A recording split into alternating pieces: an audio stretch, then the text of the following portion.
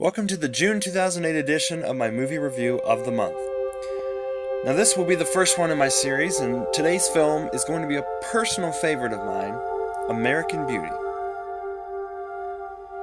Now when a lot of people hear about this movie, they tend to think that it is one of those artsy movies, and that it tries to send a message to you, put a message in your head. Now yes, it does have a message inside of the movie, I will admit to that. But the film is just pure entertainment inside. It has several witty lines, has excellent humor, raw emotion, and a perfect story. American Beauty is a rare type of breed.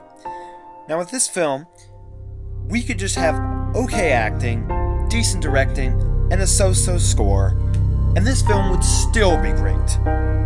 Because the script is just so perfect. The story is so well put together that you could not screw it up even if you wanted to.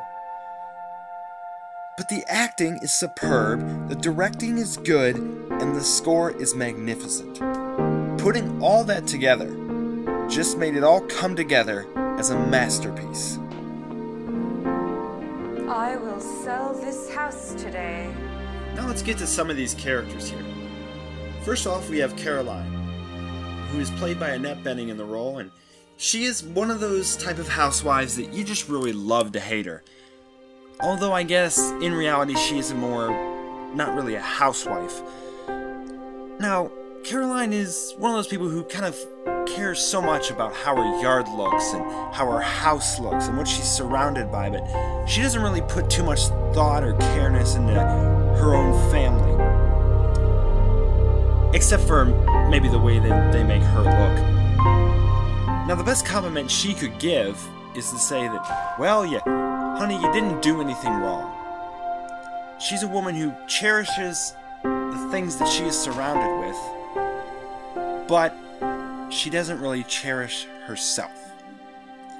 Caroline's husband, Lester, who is played by Kevin Spacey in the role, is a man who is stuck in that midlife crisis stage that so many men his age seem to be stuck in.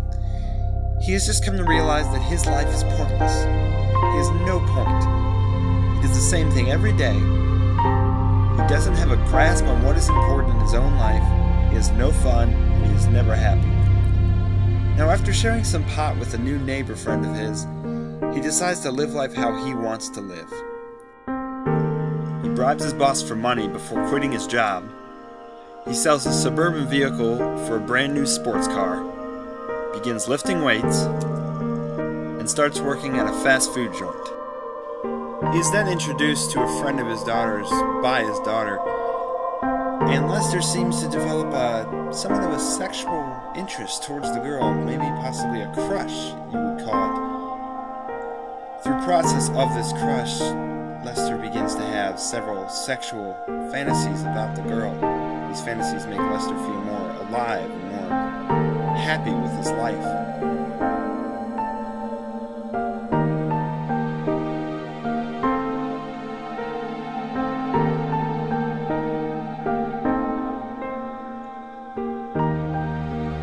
Through process of these sexual fantasies, Lester seems to be more happy, as I said, and I think he eventually becomes, really because of these, someone that we should all strive to be. He becomes satisfied and happy with his life, not caring about anything else. It's just our couch! This isn't life! This is just stuff. And it's become more important to you than living. Well, honey, that's just nuts.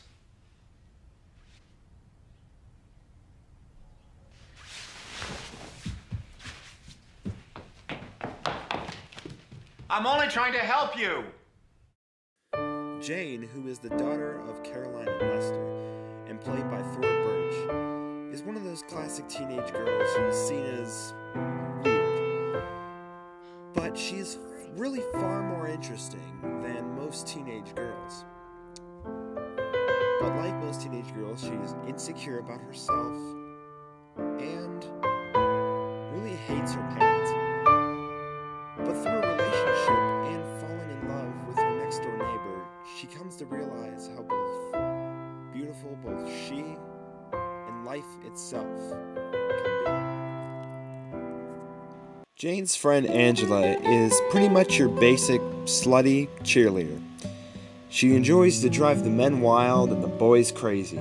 Now, after Jane discovers that Lester has a crush on her, she decides to have some fun with it and flirt with him and seduce him. When Lester actually finds the guts to follow through and flirt with her, she somewhat shies away. She discovers many things throughout the story. She discovers that she's only friends with Jane because Jane makes her feel superior. Angela feels that there's nothing more frightening and worse than being ordinary, but she finds out that she herself is ordinary. Lester tries to comfort her in this situation, and when comforting her, this situation almost leads to a sexual encounter, but she reveals that she is actually a virgin, which shows that Angela wasn't really ever a slut or a whore.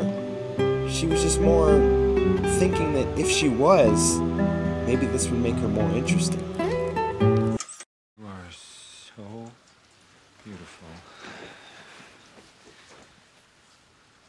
And I would be a very lucky man.